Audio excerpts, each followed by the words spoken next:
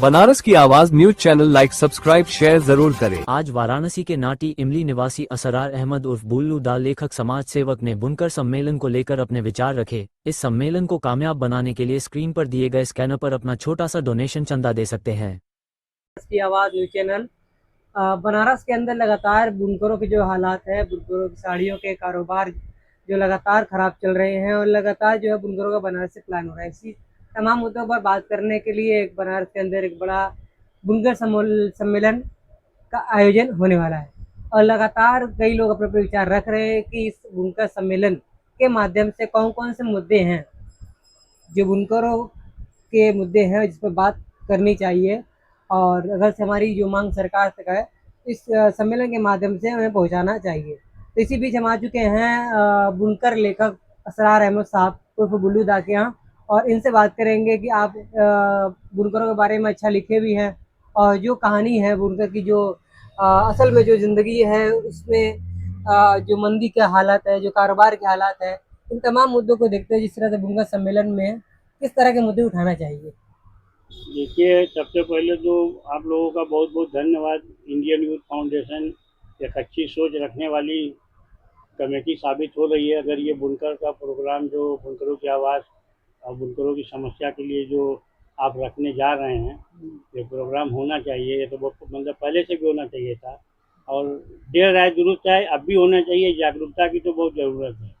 रही बात मंदा की, तो हमारी नज़र में ज़्यादातर सब अपनी करनी से बिगड़ा हुआ मामला है कि हमारा बेच खोज सही नहीं है और ले दे के हम ही खुद जिम्मेदार हैं।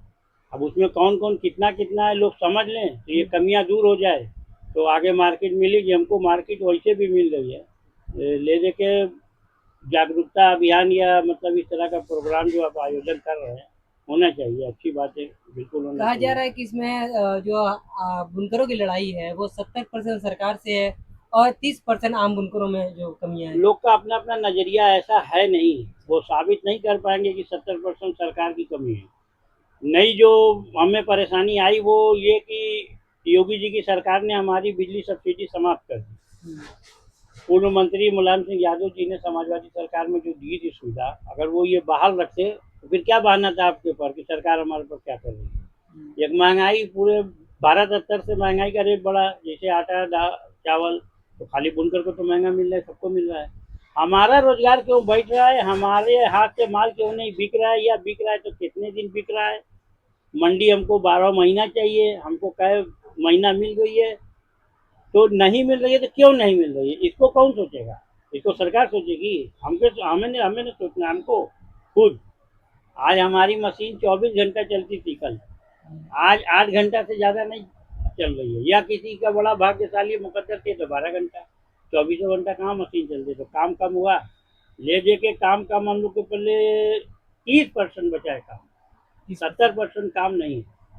तो ले दे के परेशान कौन होगा, बुनकर तबका जो मजदूर है वो परेशान होगा। ऐसे में क्या हो जाए कि जो बनारस का प्लान रुके भी और जो प्लान कर चुके हैं उनको भी बनारस में वापसी हो बुनकर जाए। मजदूर की आमदनी बढ़े, उनको काम पूरे महीना भरपूर मिले।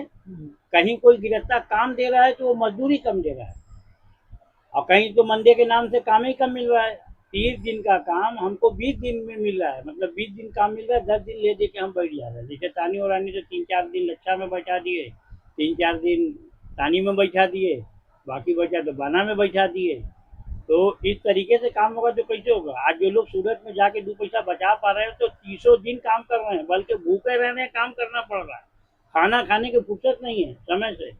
और हम तो यहाँ अपने आज़ाद हैं। अगर कोई गिरफ्तार मान लो जल्दी का मतलब कि बिनवा भी रहा है, यहाँ कारीगर कहीं ना कहीं मस्त है कि हम उतना ही कमाएंगे जितना हम चाहते हैं। मौका मिला ज़्यादा का तो ज़्यादा नहीं, संडे भी मनाएंगे, मेला भी घूमेंगे, यहाँ भी जाएंगे वहाँ भी जाएंगे। मामूली बात पर हम मशीन बंद कर देते हैं या करगा बंद कर देते हैं, तो कुछ इसका भी अंतर है।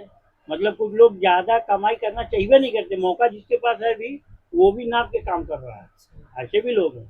संडे के दिन हमारे बच्चे क्या करते हैं, कहीं नहीं जाते घूमने फिरने, केवल पैंट पहन लेंगे और चप्पल की जगह जूता पहन लेंगे, मोहल्ले में हत्तेरीमा धत्तेरीमा सिगरेट पान गुटखा करके पूरा त्योहार लेकर। अरे यार, आप त्योहार को काहे के लिए टाल रहे हो, तो कौन जरूरत है। लाइन साट होगी तो घूमोगे, दिन भर चलाना, रात के सोओगे, रात के खेलो कूदो। मतलब संडे आदमी मना रहा है ना, तो एक दिन की 2-2.5-3 की मजदूरी तो ले दे के बहुत सी कमियां हैं सर। ये सब कमियां अपनी अपनी लोग दूर तो करें। बनारस के अंदर काफी गिरस्ता भी है जो 2 या 4 लोग चलवाते थे, इन लोगों का प्लान क्यों हो रहा है? इन लोग का प्लान ये हो रहा है कि मंडी में एक मिजाज बन गया कि जो बड़े बुनकर हैं, जो पूंजीवादी है, जिनके पल्ले पूंजी है, उनका माल मार्केट में बिक रहा है। और जो छोटे गिरफ्ता थे, छोटे छोटे बुनकर थे, जो कि अपना 5-6 मशीन धागा लगा करके मटेरियल अपना माल बेचे, इन लोगों की तुरंत छटनी हो जाती है। जरा सी मार्केट डाउन हुई नहीं कि इनको छटनी हो जाती है, इसलिए कि इनके यहाँ चूहा पर चूही डंग मार रहा है। ये 2 महीना के वादे पे माल बेचे तो 2 महीना में जाके गद्दीदार के यहाँ खड़े हो जाएंगे। तो मैं गद्दीदार को बुरा लगता है कि यार ये तकाजा बड़ा अजीब वो गरीब करते हैं, टाइम होता है चले आते हैं। बड़े गिरफ्तार वो पेमेंट के लिए बात नहीं करते। गद्दीदार कहता है कि यार पेमेंट ले जाओ, बन गया है। अरे दादा या अरे भैया साहब जी पेमेंट कहाँ भाग रहा है, वो तो ले लेंगे, माल इस महीने में कम गया है, माल का बताइए। उनको सुविधा मिल रही है गद्दीदारों को। बड़े लोग आदत बिगाड़ रहे गद्दीदारों की। एक नियम था कि 2-2.5 महीना का वो लेता था माल, उसके बाद चेक बना के दे देता था। अब वो 6 महीने में पेमेंट कर रहा है। धीरे धीरे कुछ गद्दीदार साल भर, 9 महीना, 8 महीना के चेक, बरोबर माहौल मतलब कि बिगड़ता जा रहा है। एक तो कैश में काम नहीं कर रहे हैं और लंबी तो उधारी भी कर ऐसे रहे में हैं। छोटे लोग भाग जा रहे हैं, छोटे लोग को पहले छटनी हो जा रही है। क्योंकि गिरफ्तार 50 कारीगर से बाहर अपना बानी चलवा रहे हैं, 50 मशीन लगाए। तो जो मंदी आती है तो 10-20 कारीगर को, कौन से कारीगर को छाटते हैं? जो तानी के बीच में 10 पैसा मांगता है, या जो तैसा मतलब उनके मन से नहीं चलाता, या थोड़ा सा जो गंदा चलाने वाला है, माल में नुकसान जा, पहले उसको छटाते हैं। भाई चलते में आदमी को जरूरत है, थोड़ा बर्दाश्त कर लेता है। मंदी आती है तो पहले उन्हीं कारीगरों पर असर पड़ता है जो थोड़ा जंगा चोर टाइप होते हैं, या जल्दी जल्दी पैसा मांगते हैं, या उनके अंदर कोई भी कमी निकाल के मैं यार बैठा था। बढ़िया कारीगर उनको आखिर तक मंदे के आखिर तक उनको झेलते हैं। यार कारीगर इसको छोड़ देंगे तो फिर मिलेगा नहीं, सीजन आएगा तो उसको थोड़ा छूट मिलती है कि वो अपना चलाते हैं। यही सब है। तो कुछ बहुत त्रुटियां हैं, गंदगी है, कुछ कमियां हैं। ये गंदगी कौन निकालेगा, इसके जिम्मेदार कौन है? किसी को कहना, अपने अपने आदमी गिरबान में मूड़ी झांक के देखे।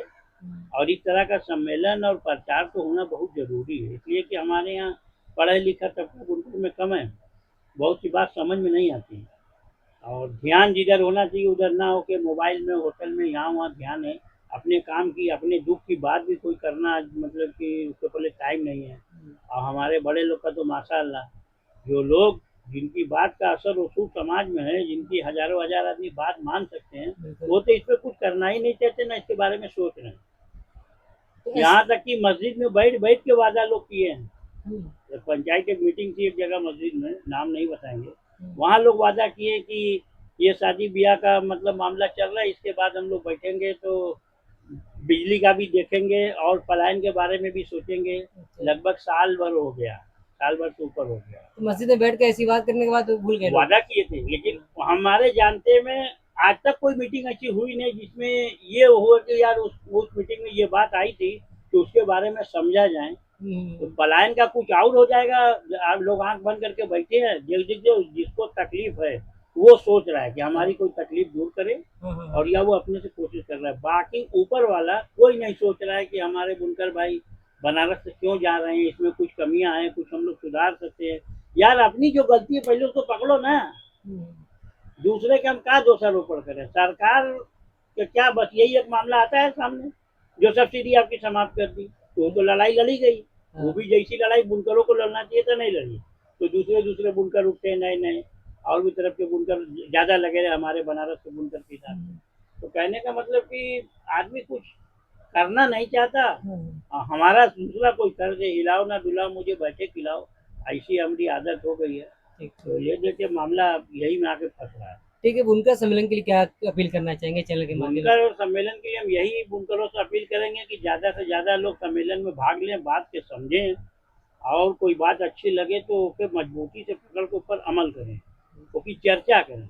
अपने सुन के हमें वहाँ कार्यक्रम की बात, जलसे की बात, होटलों में गद्दी पर यहाँ वहाँ बतियावें, लोग को जागरूक करें, कुछ ऊपर करें। जो करना हमें के करना है, कोई बाहर का आदमी नहीं कर सकता, ये हमारा नेचर है। हम ही बिगाड़े हैं, हम ही सुधार सकते हैं इसको। और खाली एक दूसरे को दोषारोपण, जैसे कारीगर बंधु गिरफ्तार की माँ बहन, जहाँ 10 कारीगर हुए गिरफ्तार की माँ बहन, गिरफ्तार भी जहाँ 10 से इकट्ठा होते हैं तो कारीगर की माँ बहन, ये साले कभी नहीं सुधरेंगे। मतलब इस तरह की बुराई या एक दूसरे के ऊपर लांछन या आरोप प्रतिरोध करना अच्छी बात नहीं है। तुम्हारे अंदर क्या कमी है, आप अपनी कमी दूर करिए, उसके अंदर क्या कमी है वो अपनी कमी दूर करेगा, करेगा। तब मसला हल होगा। बहुत कमियां हैं, सारी कमियों को दूर करेंगे तो इंशाल्लाह कोई ना कोई फायदा होगा। और कमियां सारी हम ही लोगों की वजह से है। इस पे एक बहुत जबरदस्त डिबेट की जरूरत है। आप 4 गृहस्थों को बैठाइए, कारीगर को बैठिए, हमारी तरफ से डिबेट की पूरी इजाजत है। ठीक ठीक। हम भी डिबेट में भाग लेंगे। बात करिए, बहस करिए, साबित करिए कि मंदा क्यों आता है और आएगा तो मतलब जाना कैसे है और कैसे आता है, इस सब पर बहस करिए। आज नहीं। लोग भूल गए हैं। आज पूरे बनारस में तू हट मुझे आने दे, ये माहौल बन गया है। तू हट मुझे आने मुझे दे। आने दे। वो कहाँ जाएगा, भाड़ में जाए, उससे हमसे मतलब नहीं। हाँ। हर एक आदमी दूसरे के हटा के अपने वहाँ लगना चाहते, चाहे वो गद्दी स्तर से हो, अमीरी स्तर से हो, पर तो तू हट हमें आने दे, यही चल रहा है। ठीक दूसरे का कुछ सोच नहीं रहा है। सब लोग सबका सोचे तो कोई बात नहीं। ठीक ठीक, बहुत अच्छा लगा बात करके। और